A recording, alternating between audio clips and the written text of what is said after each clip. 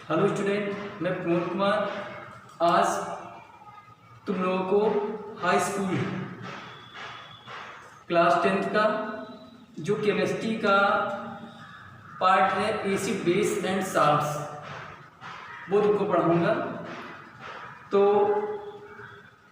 तुम लोग ध्यान से पढ़ना और जो जो समस्याएं आएंगी तुम लोगों के सामने वो हमको बताना, ठीक है, हमारे कमेंट बॉक्स में। तो हम फिर बिना समय जाया किए चालू करते हैं अम्ल, क्षार और लवण। तो सबसे पहले तो हम बेटा बताएंगे तुमको अम्ल क्या है। अम्ल तो लेसन है तुम्हारा अम्ल, क्षार तथा लवण, एसिड बेस एंड साल्ट्स। तो सबसे पहले हम रूबरू करवाएंगे तुमको अम्ल क्या है या एसिड्स। तो जैसे हम लोगों ने बेटा पिछली क्लासों में या 5-6 साल में हम पढ़ते चले आते हैं कि अम्ल वे पदार्थ हैं जो स्वाद में खट्टे होते हैं। अभी यहाँ स्वाद में खट्टे तो हैं, लेकिन तुम मुझसे पहचान नहीं कर पाओगे कि स्वाद में खट्टे हैं तो अम्ल नहीं है। मतलब स्वाद में अम्ल तो खट्टे होते हैं, लेकिन यहाँ अम्ल तुम लोगों को पढ़ना पड़ेगा दो तरह के, वीक एंड स्ट्रॉन्ग। तो कहने का मतलब हुआ प्रबल अम्ल और दुर्बल अम्ल। तो जैसे प्रबल अम्ल हम तुमको बता दें कि तुम अम्ल बता सकते हो कि स्वाद में खट्टे होंगे। हमने कहा चलो सल्फ्यूरिक अम्ल बताओ, तो सल्फ्यूरिक अम्ल या तेजाब जिसको कहते हैं, या HCl बताओ कि चख के। तो सल्फ्यूरिक अम्ल हम चखेंगे तो, लेकिन स्वाद किसी को नहीं बता पाएंगे। तो यहाँ पर वो पुरानी परिभाषा अब नहीं चलेगी। अब तुमको बताना है एक नई परिभाषा कि कैसे पहचानोगे, ये कैसे डिफाइन करोगे एसिड को, ये कैसे हम परिभाषित करेंगे अम्ल को। तो चलो वही हम सीखते हैं पहले। तो सबसे पहले बेटा परिभाषा हो जाएगी अम्ल की। अम्ल ये जिसको कहते हैं एसिड्स। तो अम्ल क्या है? जनरली भाषा में या जनरली डेफिनेशन में हम बताते हैं अम्ल वे पदार्थ हैं जो स्वाद में खट्टे होंगे। चलो ठीक है, उसको भी हम इसी में पिरो लेते हैं। तो अम्ल वे पदार्थ हैं जो स्वाद में खट्टे हों। अब तुमको हम एक चीज़ बताएंगे, एक होता है बेटा लिटमस पेपर। लिटमस पेपर दो तरह के, एक नीला लिटमस, एक लाल लिटमस। अगर हमने तुमको अम्ल दे रखा है और तुमको पहचानना है, दो चीज़ें दिया है, एक में अम्ल एक में क्षार। तो अम्ल और तुम्हारे पास लिटमस पेपर है दो, ऐसे लिटमस पेपर होते हैं बेटा। लिटमस पेपर एक है तुम्हारा नीला और एक है तुम्हारा लाल। लाल लिटमस पेपर एकदम कागज की तरह, एकदम कागज की तरह। हमने तुमको दे रखा है, एक बीकर में दिया बेटा हमने अम्ल और एक में दिया है बेस, क्षार। अब तुमको हम कहते हैं पहचान के बताओ, तो बहुत ही इजीली तुम पहचान जाओगे कि दिया गया विलयन अम्ल है या क्षार। तो अब नीला लिटमस पेपर हमने जैसे ही अम्ल में डाला, तुम जैसे ही अम्ल में डालोगे तो नीला लिटमस पेपर लाल हो जाएगा, नीला लिटमस पेपर लाल हो जाएगा। अब अगर अम्ल है तो नीला लिटमस पेपर बेटा कैसा हो जाएगा? लाल। और यदि क्षार है तो लाल लिटमस पेपर कैसा हो जाएगा? नीला। अब देखो यहाँ से एक नई परिभाषा बनी कि अम्ल वे पदार्थ हैं जो स्वाद में खट्टे हों, ठीक है, वो पुरानी परिभाषा, जो स्वाद में खट्टे हों तथा जो नीले लिटमस पेपर को लाल कर दें।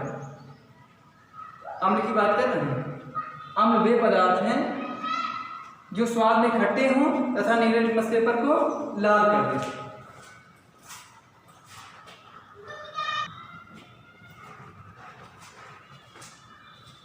तो यहाँ से हम लोग जान गए कि अम्ल में एक और गुण होगा जो नीले लिटमस पेपर को क्या करेंगे? लाल। तो चलो पहचान गए। लेकिन तुम्हारे में बेटा एक डेफिनेशन पूछी जाती है आर्हीनियस, आर्हीनियस के अनुसार अम्ल की परिभाषा।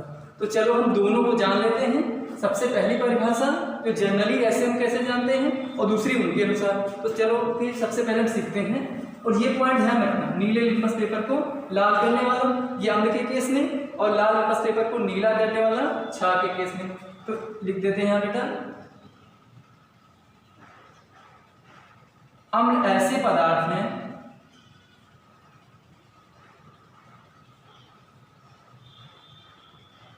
जो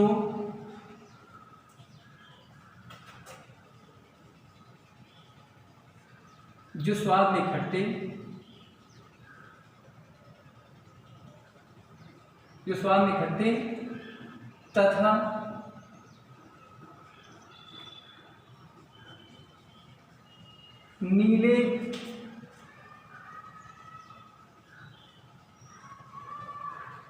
नीले लिटमस पेपर को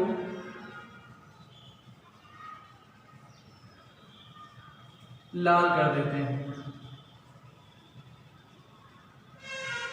अम्ल वे पदार्थ हैं जो स्वाद में खट्टे तथा नीले लिटमस पेपर को लाल कर देते हैं। और देखो, और एक परिभाषा में पॉइंट जोड़ना है बेटा, ये ऐसे पदार्थ हैं जो जल में यदि इनको हम डिजॉल्व करें, एक्वस सॉल्यूशन में जलीय विलयन में इनको खोलें तो ये H+ दे देते हैं। अगर जैसे ये HCl एक अम्ल है, इनको हम क्या करें बेटा, जल में डिजॉल्व करें तो ये ऐसे हो जाते हैं H+ और Cl-। तो एक परिभाषा ये भी, इसमें परिभाषा में एक पॉइंट जोड़ना है। तो अम्ल ऐसे पदार्थ हैं जो स्वाद में खट्टे तथा नीले लिटमस पेपर को लाल कर देते हैं और जलीय विलयन में H+ आयन देते हैं। और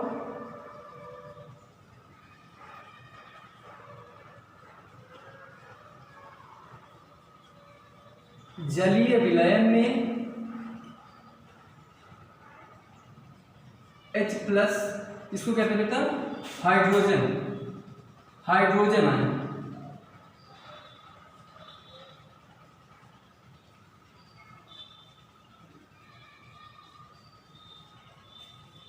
तो जलीय विलयन में घुलकर H+, इसको कहते हैं हाइड्रोजन आयन देते हैं।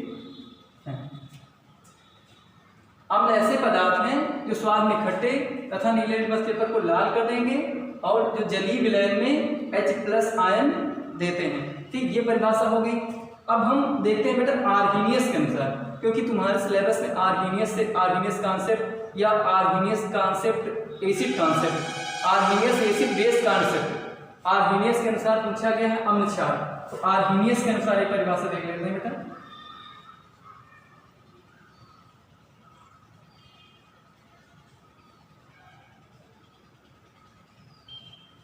आर्हीनियस के अनुसार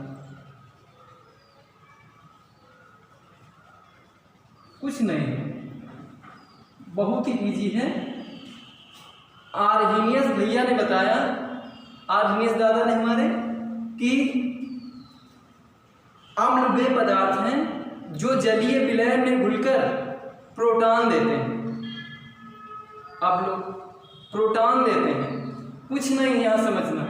अभी तुमको हम बताते हैं कि जो हाइड्रोजन है भैया, उसका परमाणु क्रमांक एक परमाणु भार है, अर्थात इसकी संरचना बनाए बेटा। कक्षा 9 में जैसा पढ़ा था कि परमाणु का नाभिक जहाँ पर होते हैं बेटा प्रोटॉन और न्यूट्रॉन, तो जैसे इसका इलेक्ट्रॉनिक विन्यास करते हैं तो एक इलेक्ट्रॉन आएगा। इसको अगर हम बेटा भर दें ऐसे ये, तो यहाँ पे कितने इलेक्ट्रॉन, एक इलेक्ट्रॉन, एक प्रोटॉन एक इलेक्ट्रॉन, इसमें एक ही प्रोटॉन एक ही इलेक्ट्रॉन, न्यूट्रॉन नहीं होते इसमें। अब तो हाइड्रोजन एक ऐसा परमाणु है जिसमें न्यूट्रॉन नहीं होते हैं, एक प्रोटॉन एक इलेक्ट्रॉन, ठीक है, एक प्रोटॉन एक इलेक्ट्रॉन। अभी देखो, जब H+ की बात करेंगे बेटा, तो यहां से एक वो भी इलेक्ट्रॉन क्या हो गया, हट गया। अभी हम इसमें इस हिसाब से बनाया था भैया ये स्ट्रक्चर, इसमें ये दिखा रहा था कि नाभिक में एक प्रोटॉन है, बाहर की कक्षा में एक इलेक्ट्रॉन जो घूम रहा है। अब देखो इसने इसका जब जलीय विलयन में H+ को दिया अम्ल ने, तो उसने H+ दिया, तो जो बचा कुचा इलेक्ट्रॉन भी था वो भी चला गया। अब जब इलेक्ट्रॉन चला गया, अब तुम सपोज करो जब इलेक्ट्रॉन यहाँ से चला जाएगा, ऐसा बचेगा क्या? ये कक्षा नहीं इसकी गायब, ये ऐसे ही रहता है जो कक्षा है इसकी, लेकिन प्रोटॉन बचता है। तो तुम क्या कह सकते हो कि इस हाइड्रोजन को क्या कह सकते हो? प्रोटॉन कह सकते हो। और वही कहाँ आ रही है इसमें कि अम्ल वे पदार्थ हैं जो जलीय विलयन में घुलकर प्रोटॉन देते हैं। अब इसको किस कंडीशन में, तुम इस कंडीशन में बेटा क्या कहोगे? प्रोटॉन कहोगे। क्लियर? तो ये यहाँ परिभाषा लिख लो, अब भूलना मत। अम्ल वे पदार्थ हैं जो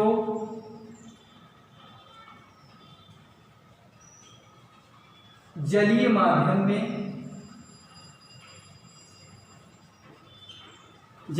बेटा H+, जिसको तुम कहोगे प्रोटॉन। अभी बताया प्रोटॉन क्यों कहेंगे? क्योंकि प्रोटॉन का मतलब हुआ हाइड्रोजन, H+ का मतलब हुआ बेटा कि जितना एक इलेक्ट्रॉन इसके बाह्यतम कोश में था, एक ही इलेक्ट्रॉन था, वो भी चला गया, तो बचा क्या? प्रोटॉन। तो इसको नाम भी दे दिए, इसको तुम प्रोटॉन कह सकते हो। तो अम्ल वे पदार्थ हैं तो जलीय माध्यम में प्रोटॉन देते हैं। अब क्लियर? अम्ल वे पदार्थ हैं जो जलीय विलयन में प्रोटॉन देते हैं। ये परिभाषा क्लियर? अब हम इसके उदाहरण पढ़ लेते हैं। तो जैसा कि हम पहली परिभाषा जान गए थे, छोटी क्लास में बताया कि हम इकट्ठे होंगे।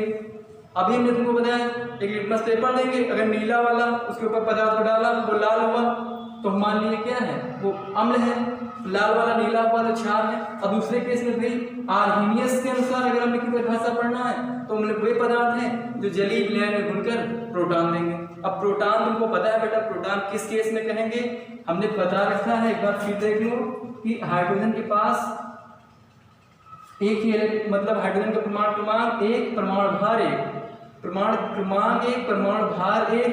तो अगर कक्षा 9 की थोड़ी पीछे जाओगे कक्षा 9 में तो देखते हैं बेटा इसमें इसके नाभिक में एक प्रोटॉन था, ये नाभिक है, इससे प्लस चार्ज होता है। बाहर की कक्षा में एक ही इलेक्ट्रॉन। अब हम बताते हैं बेटा अगर ये इलेक्ट्रॉन ले लिया जाए इससे तो ये H+ हो जाएगा। प्लस का मतलब त्याग, इसने एक ही इलेक्ट्रॉन था, एक इलेक्ट्रॉन को बेटा क्या कर दिया? त्याग कर दिया। अब जब त्याग कर दिया तो ये H+ हो गया। H+ हो गया तब ये हाइड्रोजन, इसको हाइड्रोजन नहीं कह सकते हैं, या तो हम कहें हाइड्रोजन आयन, या फिर हाइड्रोजन आयन ना कह करके आर्हेनियस ने कहा इसको प्रोटॉन। क्लियर? अब यहाँ से हम इसके उदाहरण देख लेते हैं कि कौन कौन से अम्ल होंगे। जैसे इनके अनुसार कि जल में घुलकर H+ देते हैं, तो उदाहरण में लिख लेना बेटा। एग्जाम्पल जैसे HCl था, इसको तुम बोलोगे बेटा जल। ठीक है, इक्वल सोल्यूशन लिख लो या जलीय विलयन, जलीय माध्यम में। तो ये क्या देते हैं? देखोगे कि H+ देते हैं, Cl-। अब ये बताया कि H+ देंगे तो अम्ल होंगे, अर्थात ये अम्ल है। ये अम्ल कैसा है? HCl है तो हाइड्रोक्लोरिक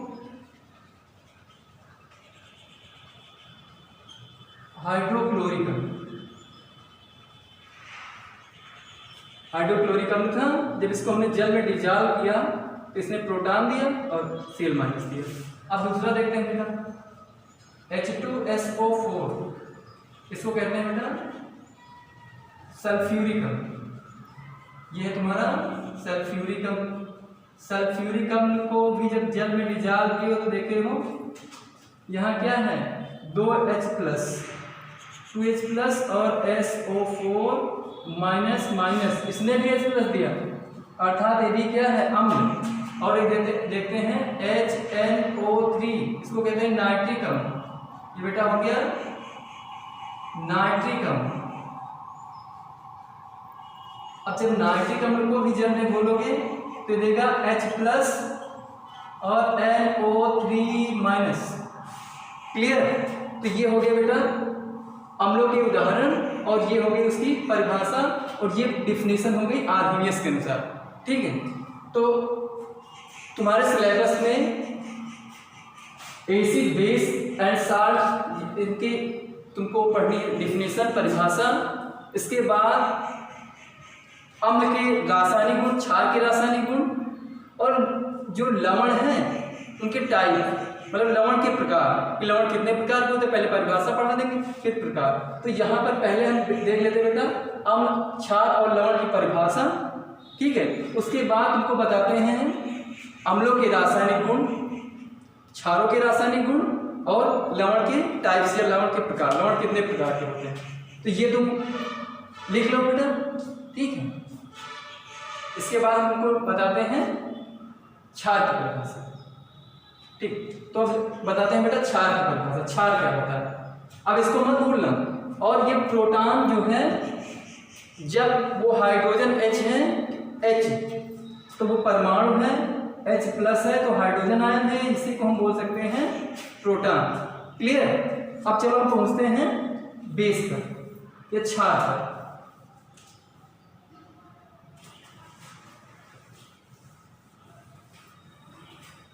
अभी हमने क्षार के बारे में बताया था बेटा कि क्षार वे पदार्थ हैं जो लाल लिटमस पेपर को नीला, ठीक।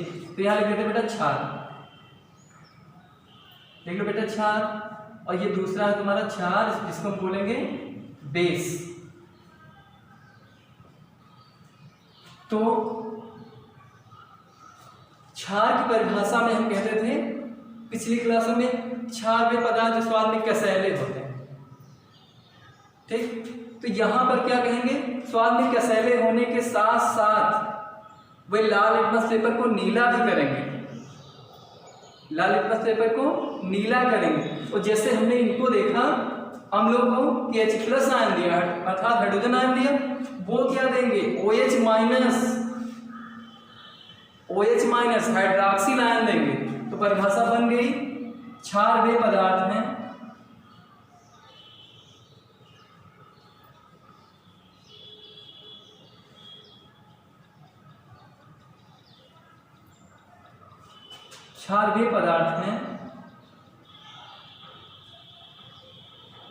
जो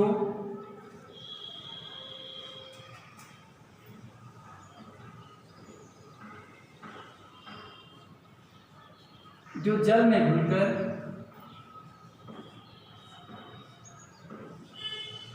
OH माइनस,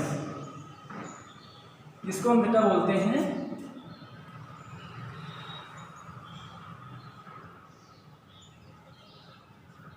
हाइड्रॉक्सिल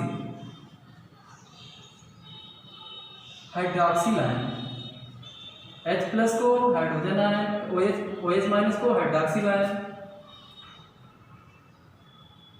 क्षार वे पदार्थ हैं जो जल में घुलकर OH माइनस आयन देते हैं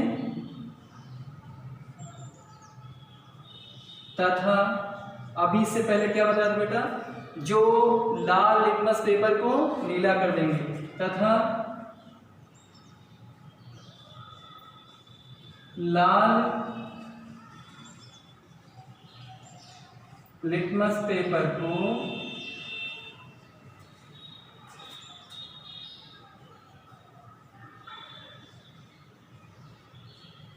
नीला कर देते हैं।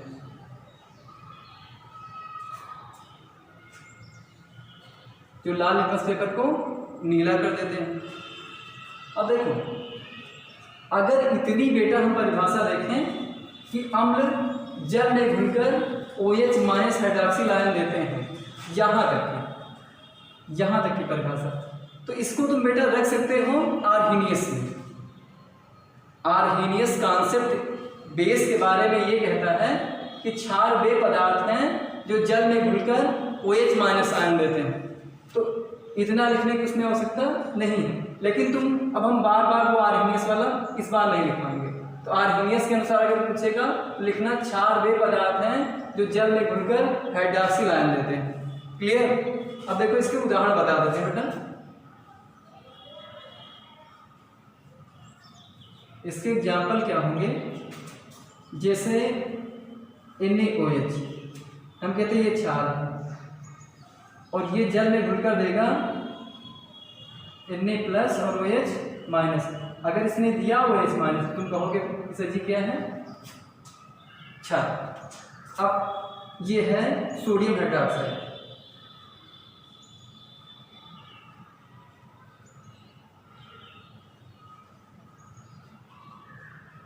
Sodium hydroxide, good. अब दूसरा हो गया KOH।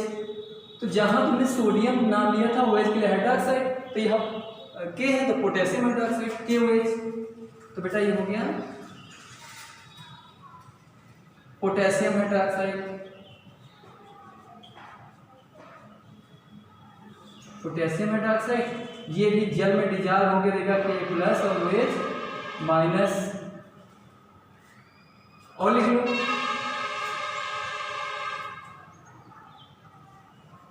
CaOH का होल ट्वाइस।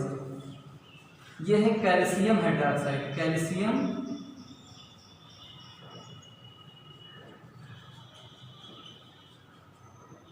बेटा कैल्शियम हाइड्रोक्साइड।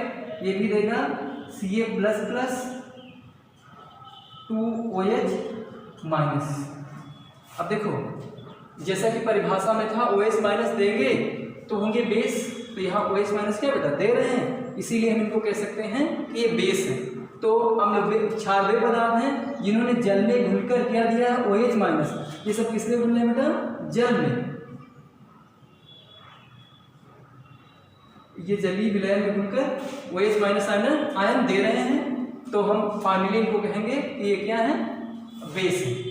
अब इसी समय हम देख लेते हैं बेटा कि लवण क्या है, लवण की परिभाषा, ठीक है। तो ये एक बार तुम लोग लिख लो अगर लिखना है।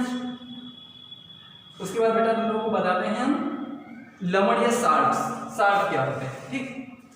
चलो बताते हैं लवण।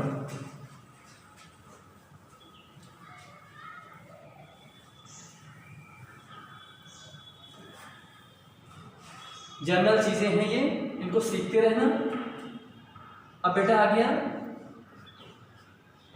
लवण, इनको कहते हैं SALTF, साल्ट्स, लवण।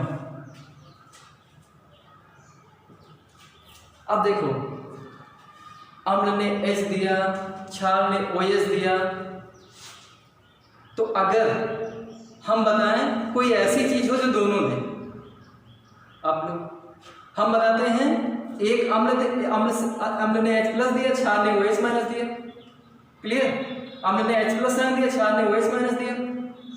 अब लवण क्या हो, कोई ऐसे दो पदार्थ हों जो दोनों दें, H+ दे OH- दे, तो हम बताएंगे उनको लवण कहेंगे। अम्ल ने H+, क्षार ने OH-। अब लवण ऐसे पदार्थ होंगे जो H+ और OH- दोनों दे सकते हैं जलीय विलयन। तो चलो तो साफ से परिभाषा लिख लेते हैं। या फिर बेटा हम कहते हैं कि लवण वे पदार्थ हैं जो अम्ल और क्षार के मिलने से बने। भाई अम्ल और क्षार की अपक्रिया से हम बताते हैं लवण और जल बनता है। तो चलो ये भी बात सही है।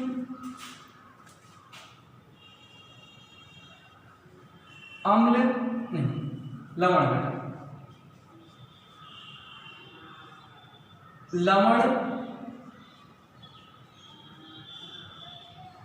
लवण ऐसे पदार्थ हैं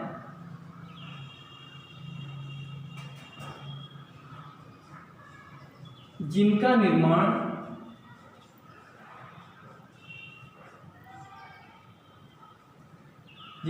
बेटा अम्ल तथा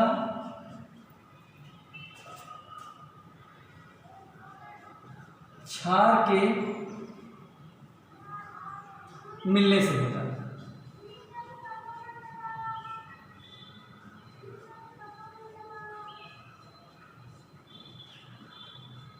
अभी तुम सोचो कि सर जी बता रहे थे कि कोई ऐसा पदार्थ हो जिसमें H+ भी हो, OH- भी हो, उनसे लवण बनेगा। अभी तो बता रहे हैं अम्ल और क्षार के मिलने से बनेगा। तभी तो बेटा हमने बताया कि अम्ल H+ देगा, क्षार OH- देगा। अब जो दोनों जब परस्पर मिलेंगे तो लवण बनेगा। तो देखो कैसे, अभी लवण जिसे अम्ल है एग्जाम्पल में बेटा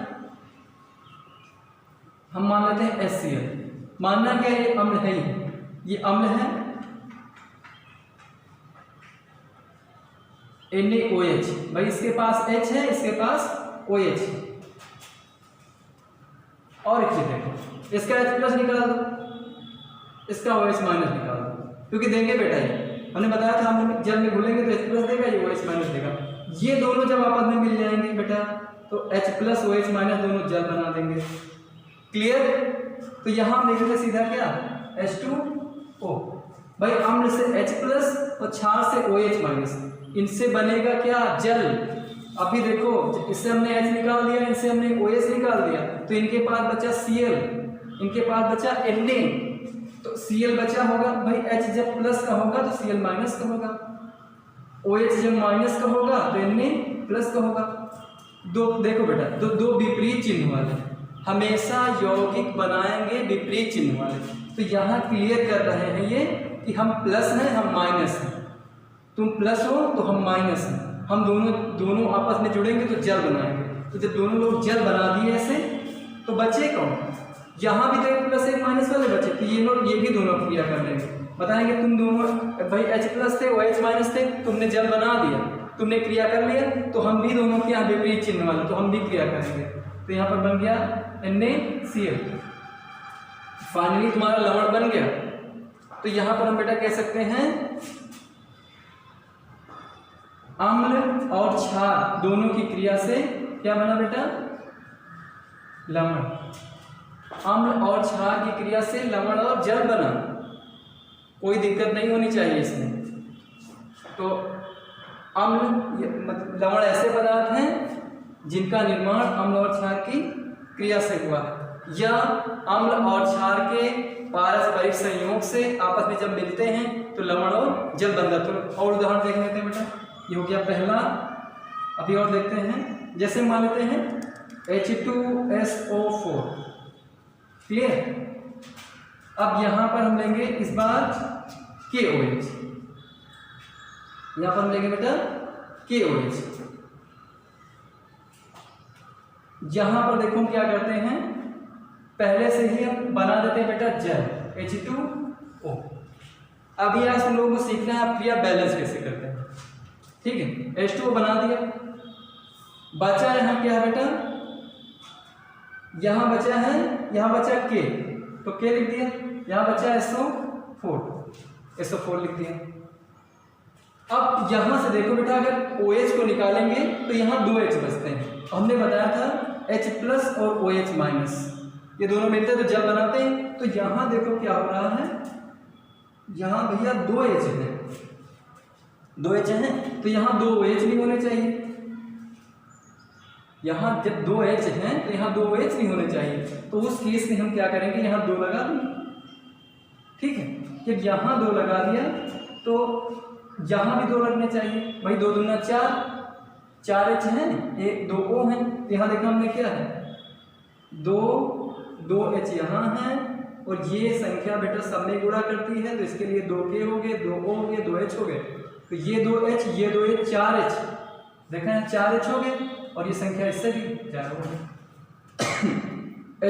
SO4 एक ही था, लेकिन यहाँ पर K2 हो गए, तो K2SO4 पोटेशियम सल्फेट बन गया बेटा, पोटेशियम सल्फेट और जल बन गया। ये फाइनली तुम्हारा ये भी लवण बन गया। और देखो दूसरा देख लेते, तीसरा जैसे लिखा है HNO3, इसको हमने बोला था ये हाइड्रोक्लोरिक अम्ल है, ये है सल्फ्यूरिक अम्ल, ये है नाइट्रिक अम्ल। अभी जैसे इसकी क्रिया करवा देते थे, नाइट्रिक अम्ल की NaCl से करवा दो, या KCl से करवा दो, CaCl2 से करवा दो। अभी हम इसकी क्रिया करवा देते हैं NaOH से।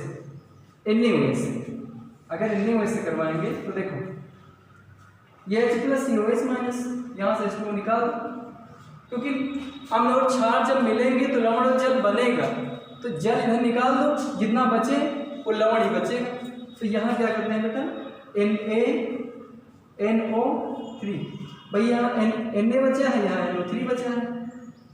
तो समझ गए कि ये क्या था, हाइड्रोजन नाइट्रिक अम्ल, इसको हम और इसको कहेंगे इसको नाइट्रेट कहते हैं बेटा, NO3 को नाइट्रेट, ठीक है। तो यहाँ ये बन जाएगा सोडियम नाइट्रेट, ये क्या है sodium nitrate, sodium nitrate. Clear. अब ये हो गए तुम्हारे क्या, लवण। तो अम्ल हो गया, क्षार हो गया, लवण की परिभाषा हो गई, तीनों के उदाहरण हो गए। अब तुमको बेटा सीखना है रासायनिक गुणधर्म, chemical property of acid base, acid and base. तुमको सीखना है रासायनिक गुण अम्ल और क्षार के। तो सबसे पहले ये लिख लो, उसके बाद हम तुमको बताते हैं अम्लों के रासायनिक गुण, उसके बाद बताएंगे क्षारों के रासायनिक गुण।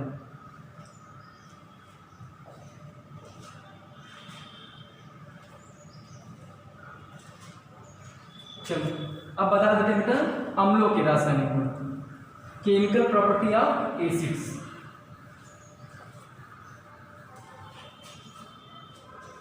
रासायनिक गुण बेटा क्या होते हैं, तो ये भी जान लो। भौतिक गुण क्या होते हैं, भौतिक गुण ये हुए, जैसे हमने अम्ल को देखा, अम्ल को देखा तो हमको ये लगा, अभी तुमने परिभाषा में लिखा कि स्वाद में खट्टे होंगे, ठीक है, स्वाद में खट्टे होंगे, नीले लिटमस पेपर को लाल करेंगे, इनका रंग ऐसा होगा, ये संचारण करते हैं, जैसे फस वगैरह पे डाल दो ना, संचारण करते हैं। ये कौन कौन सी, मतलब देखने में उनका रंग, रूप, स्वरूप, आकार, वो जितना भी प्रॉपर्टी उनकी मतलब ऐसे डिफाइन कर सकते हैं, वो होती है भौतिक गुण। जैसे भी दूध बताएं तो तुम बताओगे कि जल जैसा है, सफ़ेद रंग का है, ठीक है। तो जैसे जो संरचना देख के बता सके वो उसके होते हैं भौतिक गुण। अब रासायनिक गुण, अभी हम बताएं कि वो इससे क्रिया करके ये बनाएगा, तो बेटा वो होते इसके रासायनिक गुण। तो यहाँ पर हमको पढ़ना उसके भौतिक गुण नहीं पढ़ना है, हमको उसके पढ़ना है रासायनिक गुण, केमिकल प्रॉपर्टी। तो ये हो जाएंगे बेटा अम्लों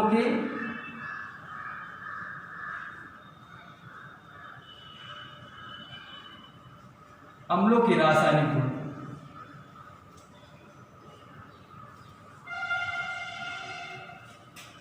एसिड के केमिकल प्रॉपर्टी सबसे पहले हम देख लेते हैं। सबसे पहले लिखना बेटा इसमें क्षारों से क्रिया। अम्ल की क्रिया किससे करवा देंगे, क्षारों से।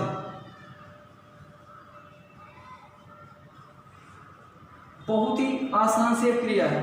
अभी देखा था अम्ल में क्षार मिलाया था तो लवण और जल बना था, कितनी अच्छी परिभाषा बन गई। तो यहां लिखोगे यदि या फिर अम्ल क्षारों से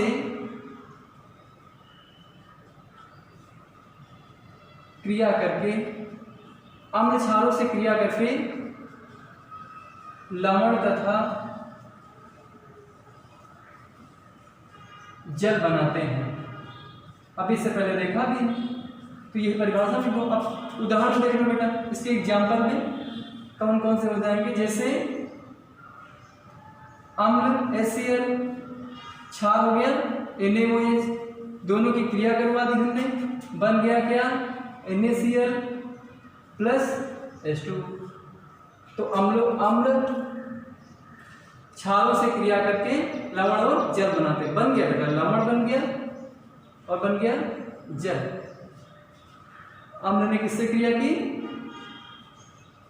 क्षार से। दूसरा उदाहरण देख लो,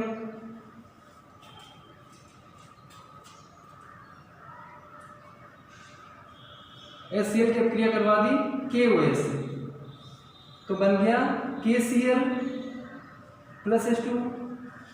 अम्ल की क्रिया से लवण और जल इधर भी बन गया। तो ये थी प्रॉपर्टी किसके साथ, अम्ल की क्षारों के साथ। अम्ल की क्रिया यदि क्षार से करवा देंगे, अम्ल की क्रिया क्षार से तो लवण और जल बनेगा। ओके, अब देखो दूसरी क्रिया इसकी करवाते बेटा।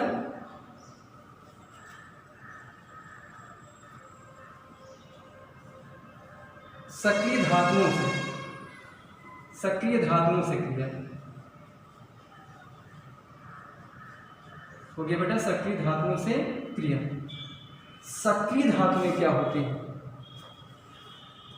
ऐसी धातुएं जिनसे इलेक्ट्रॉनों को निकालना आसान हो, ऐसी धातु में जिनसे इलेक्ट्रॉनों को निकालना आसान हो, या फिर हम कहते हैं ऐसी धातु में जिनके बायटम कोष वाला इलेक्ट्रॉन लूज हो।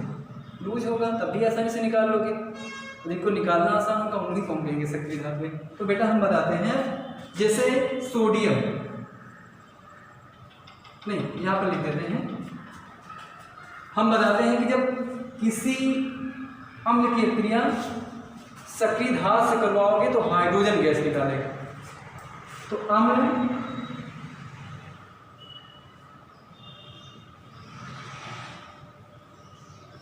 सक्रिय धातुओं से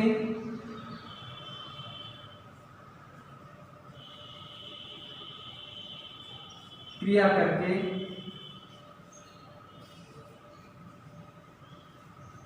हाइड्रोजन गैस बेटा लिखना ब्रैकेट में H2 जिसको बोलते हैं हाइड्रोजन, H2 गैस, H2 अम्ल सक्रिय धातुओं से क्रिया करके हाइड्रोजन गैस मुक्त करते हैं।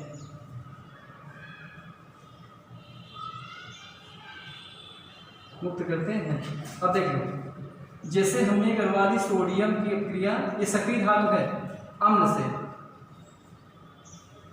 तुमको निकालना बेटा H2 है, तो यहाँ एक ही H है तो अपने आप यहाँ 2 कर दो, यहाँ 2 कर दो, तो यहाँ क्या होगा फाइनली 2NaCl लवण और हाइड्रोजन गैस, ये बन गए। तो यहाँ तुमने देखा अम्ल की क्रिया किसी सक्रिय धातु से करवाया, सोडियम धातु में ये, तो लवण और हाइड्रोजन गैस मुक्त हुई, ये बेटा तुम्हारा बन गया। एक और देख लेते हैं, जैसे Zn, ये पहला हो गया। दूसरा, जैसे हमने जिंक की क्रिया, ये भी सक्रिय धातु है, Zn की क्रिया करवा दे HCl से, तुमको अब ये देखना वहाँ H2 रिलीज करना है, तो तुम यहाँ पर 2 कर दो, तो यहाँ कर देते बेटा हम ZnCl2 प्लस H2। तो ये उदाहरण हो गया बेटा, ये क्षारों से क्रिया और ये सक्रिय धातुओं से क्रिया। क्षार से क्रिया करेगा लवण और जल बनाएगा, और अम्ल की क्रिया जब किसी सक्रिय धातु से करवाते हैं तो लवण और क्या बनाता है हाइड्रोजन गैस। ठीक है, इतना लिख लो। फिर हम तीसरा पॉइंट यहाँ पे चलते हैं, इसको मिटा देते हैं। तीसरा पॉइंट हो जाएगा बेटा तुम्हारा धातु ऑक्साइडों से क्रिया। धातु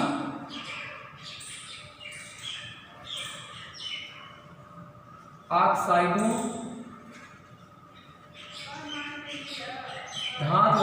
से क्रिया, जिसको धात्विक ऑक्साइड तुम्हारी हो सकता है बुक में लिखा हो। धातु ऑक्साइड, जैसे हमने बेटा बोला ये धातु है, इसीलिए अगर हम इस धातु में O जोड़ दें, ये धातु में इस धातु में O जोड़ दें या O2 संयोजकता होगा, कहने का मतलब हुआ जैसे Na से जुड़ेगा तो ये बन जाएगा Na2O। तो कहने का मतलब ये हुआ बेटा कि सक्रिय धातु या धातु से जब ऑक्सीजन जुड़ा तो बन गया धातु का ऑक्साइड।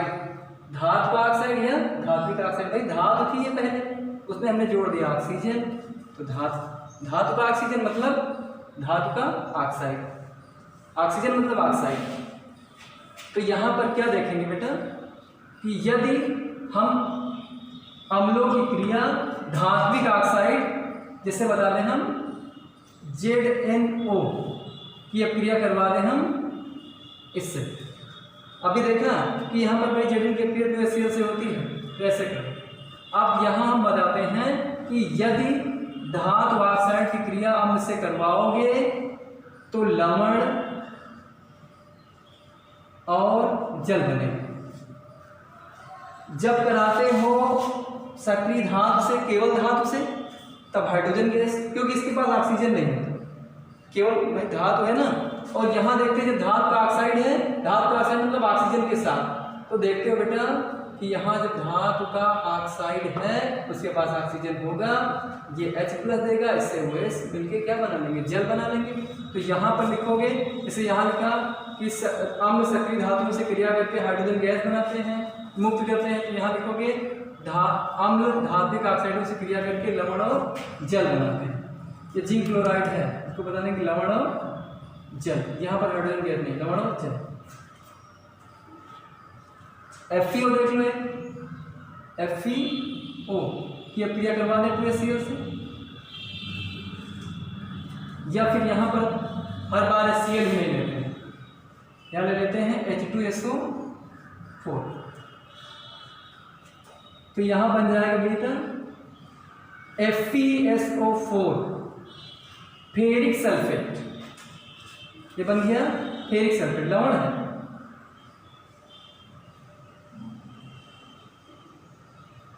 नहीं, ferrous sulphate, ferrous sulphate, ferrous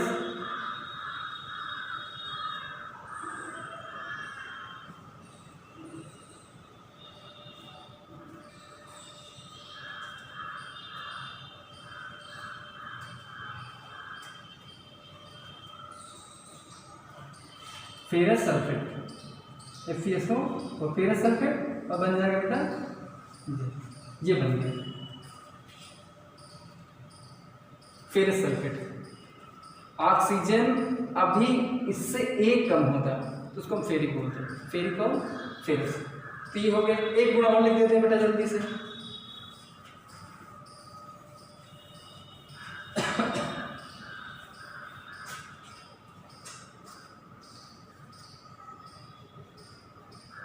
धातु के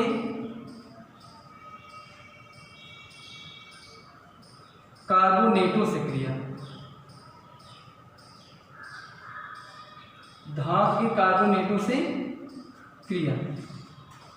कार्बोनेट बेटा जैसे हम बोल दें ये शब्द जुड़ेगा CO3, और धातु का कार्बोनेट जैसे सोडियम एक धातु है Na2CO3, इसकी क्रिया करवा दो बेटा अम्ल से करवा दो।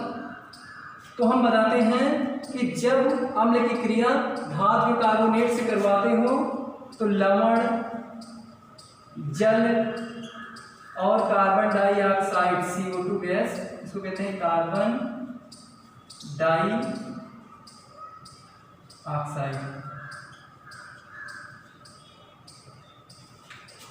जब अम्ल की क्रिया धातु की ऑक्साइडों से कराते हैं तो लवण, जल और कार्बन डाइऑक्साइड गैस बनती है। ये तुम्हारे गुण हो गए बेटा अम्लों के रासायनिक गुण। ठीक है, तो आज की क्लास में बस इतना ही। फिर अगली क्लास में तुम लोगों को पढ़ाएंगे क्षार के रासायनिक गुण, लवण के प्रकार और पीएच पैमाना, पीएच स्केल। ठीक है, तो तब तक के लिए तुम लोग इतना जो भी जहाँ समझ में ना आए हमको बताना, और तब तक के लिए फिर धन्यवाद।